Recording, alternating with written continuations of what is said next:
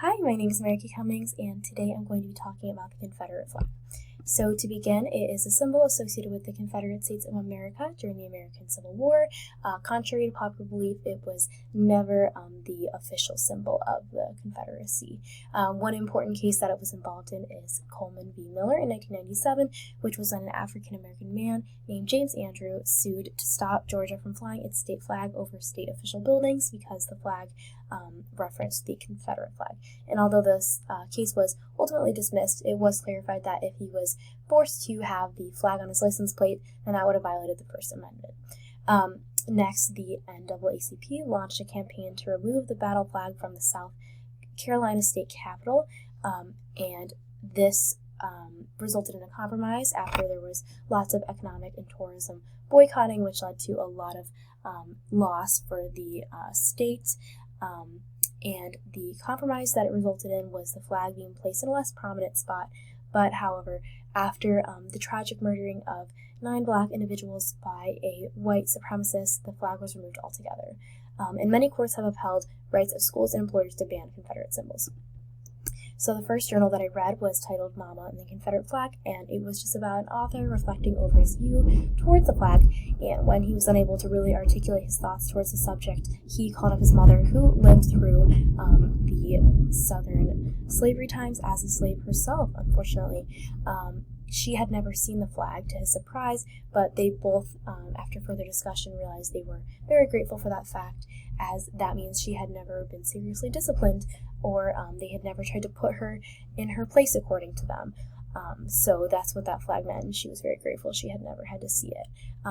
Many Southerners now are trying to defend the flag, according to the author, by saying that it's a representation of their rights, their culture, and their heritage, and for them it was a symbol of a new government. However, very rightfully, as he claimed, you can't disconnect this flag from the terrible past it's had and the slavery that it enforced, and the flag can never be freed from its history, and it will never be peace. And why the author thinks that the flag was able to gain such a foothold on the Southern society is that after, the chaos that ensued and the reconstruction that was happening within the South, people were looking for religion, or like a symbol to hold on to, and that's kind of what the Confederate flag gave them. It just brought them together, and that's how it became so prominent within the South. And he ended the journal by asking his mother what her thoughts were towards allowing the flag to fly freely in public places, and she just expressed that she really hopes they don't do that.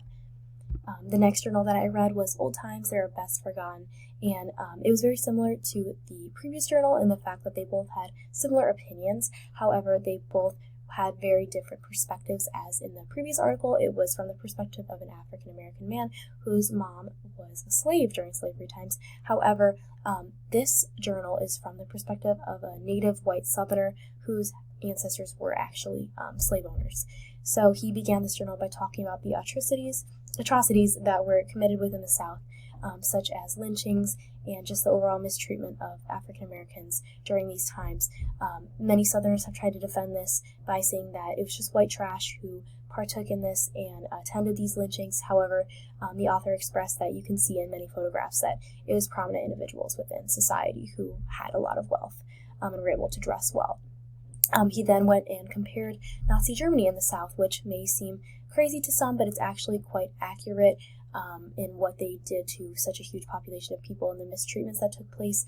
However, what he did say was different is that Germans actually offered up a formal apology and banned the swastika. However, the South has never really owned up entirely and offered an apology, and they have yet to ban the Confederate flag. He then went on to discuss the myth of the South, which is very told within the Southern society now. It is just when the Southerners are, telling less, the author was saying less stories about, the slavery that took place and all the atrocities that took place, but more of the battles that took place and how their ancestors really wouldn't let the flag even graze the ground, and the honor that they, gained from protecting the flag so much and protecting what they were fighting for. And the author said that he has experienced many people telling him these stories that it almost feels like these people are still alive. They're talked about so much. However, this is just a myth, and they are romanticizing a very terrible period within history. And the author stated that he only believes that the flag should be used for individual expression and for conveying historical information. So how this connects to the National Association of Social Workers' Ethics, is that I believe that a lot of the cases that took place with the Confederate flag challenged social injustice, and they also respected the inherent dignity and worth of the person, as it would be disrespecting many African Americans by displaying this flag in public places, especially against many of their wishes.